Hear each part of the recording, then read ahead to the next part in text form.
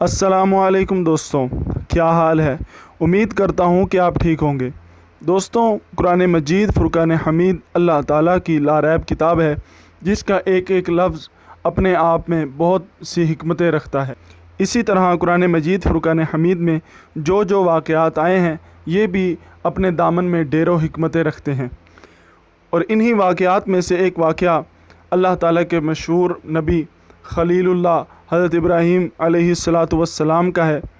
एक दफ़ा कुछ लोगों ने आपसे कहा कि कल हमारी ईद का दिन है और हमारा एक बहुत बड़ा मेला लगेगा, वहाँ आप चल कर देखें कि हमारे दीन में क्या लुत्फ़ और कैसी बहार है। इस कौम का ये दस्तूर था कि सालाना इन लोगों का एक मेला लगता था। लोग एक जंगल में जमा होते और दिन भर लाओ लाभ में मशगूल रहकर शाम को बुतखाने में जाकर बुतों को पूजा करते और बुतों के चढ़ावे, मिठाइयों और खानों को प्रसाद के तौर पर खाते। हज़रत इब्राहीम अलैहिस्सलातु वस्सलाम कौम की दावत पर थोड़ी दूर तो मेले की तरफ चले, लेकिन फिर अपनी बीमारी का उज़्र करके वापस लौट आए और कौम के लोग मेले में चले गए। फिर जो मेले में नहीं गए, आपने इन लोगों से साफ साफ कह दिया कि मुझे खुदा की कसम है कि मैं ज़रूर तुम्हारे बुतों के साथ बुरा सलूक करूँगा तुम्हारे चले जाने के बाद। चुनाचे इसके बाद आप कुल्हाड़ी लेकर बुत खाने में तशरीफ़ ले गए और देखा कि इसमें छोटे बड़े बहुत से बुत हैं और दरवाज़े के सामने एक बहुत बड़ा बुत है। इन झूठे माबूदों को देखकर तौहीद इलाही के जज्बे से आप जलाल में आ गए और कुल्हाड़ी से मार मार कर बुतों को चकनाचूर कर डाला और सबसे बड़े बुत को छोड़ दिया और कुल्हाड़ी इसके कंधे पर रख कर आप बुत खाने से बाहर चले आए। कौम के लोग जब मेले से वापस लौटकर बुत पूजने और प्रसाद खाने के लिए बुत खाने में घुसे तो ये देखकर हैरान रह गए कि इनके देवता टूटे फूटे पड़े हैं। एकदम सब बौखला गए और शोर मचाकर चिल्लाने लगे कि हमारे खुदाओं के साथ किसने ये सलूक किया है। तो कुछ लोगों ने कहा कि हमने एक जवान को जिसका नाम इब्राहीम है, इसकी ज़बान से इन बुतों को बुरा भला कहते हुए सुना है। कौम ने कहा कि इस जवान को लोगों के सामने लाओ, शायद लोग गवाही दें कि इसने बुतों को तोड़ा है। चुनाचे हज़रत इब्राहीम अलैहिस्सलाम बुलाए गए तो कौम के लोगों ने पूछा कि ऐ इब्राहीम, क्या तुमने हमारे खुदाओं के साथ ये सलूक किया है? तो हज़रत इब्राहीम अलैहिस्सलाम ने फरमाया कि तुम्हारे इस बड़े बुत ने किया होगा, क्योंकि कुल्हाड़ी इसके कांधे पर है।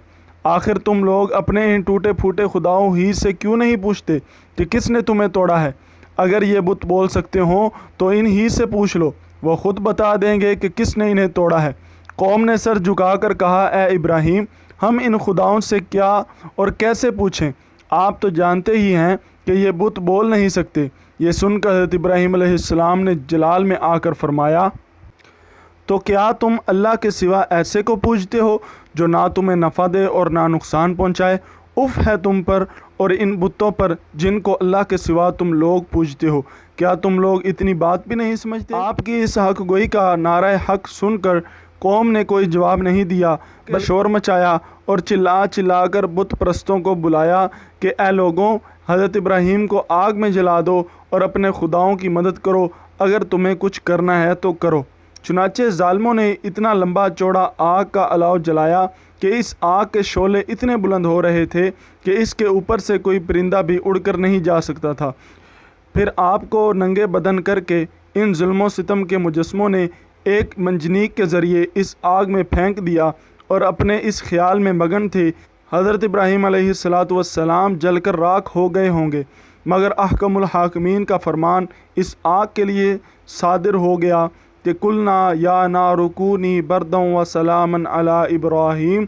हमने फरमा दिया कि आग तू ठंडी और सलामती बन जा इब्राहीम पर। चुनाचे नतीजा ये हुआ जिसको कुरान ने अपने काहिराना लहजे में इरशाद फरमाया। तर्जमा, और इन्होंने हज़रत इब्राहीम का बुरा चाहा तो हमने इन्हें सबसे ज़्यादा कांटे उठाने वाले नाकाम बना दिया।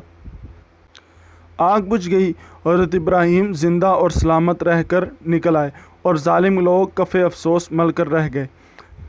रिवायत है कि जब नमरूद ने अपनी सारी कौम के रूबरू हज़रत इब्राहीम अलैहिस्सलाम को आग में फेंक दिया तो ज़मीन व आसमान की तमाम मखलूक़ात चीख मार मार कर बारगाह खुदावंदी में अर्ज़ करने लगी कि खुदावंद, तेरे खलील आग में डाले जा रहे हैं और इनके सिवा ज़मीन में कोई اور انسان تیری توحید کا علمبردار اور تیرا پرستار نہیں، لہٰذا تو اجازت دے کہ ہم ان کی امداد و نصرت کریں۔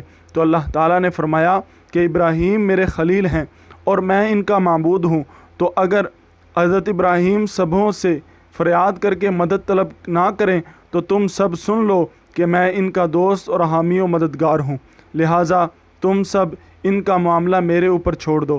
اس کے بعد آپ کے پاس پانی کا فرشتہ آیا اور کہا کہ اگر آپ فرمائیں تو میں پانی برسا کر اس آگ کو بجھا دوں۔ پھر ہوا کا فرشتہ حاضر ہوا اور اس نے کہا کہ اگر آپ کا حکم ہو تو میں زبردست آندھی چلا کر اس آگ کو اڑا دوں۔ تو آپ نے ان دونوں فرشتوں سے فرمایا کہ مجھے تم لوگوں کی کوئی ضرورت نہیں ہے، مجھ کو میرا اللہ کافی ہے اور وہی میرا بہترین کارساز ہے، وہی جب چاہے گا اور جس طرح اس کی مرضی ہوگی میری مدد فرمائے گا۔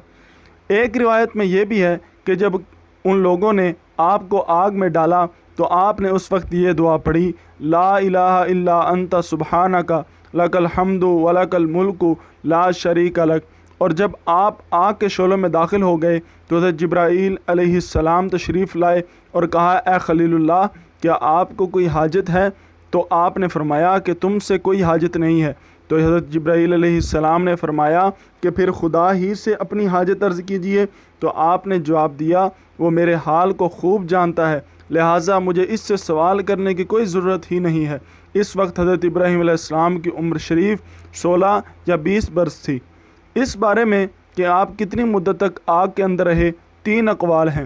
بعض مفسرین کا قول ہے کہ 7 دنوں تک آپ آگ کے شعلوں میں رہے، اور بعض نے یہ تحریر کیا ہے کہ آپ 40 دن رہے، اور بعض کہتے ہیں کہ 50 تک آپ آگ میں رہے۔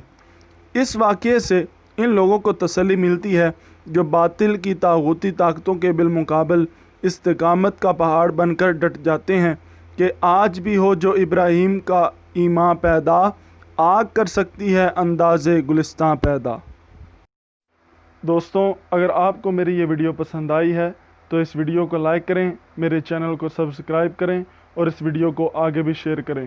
السلام علیکم۔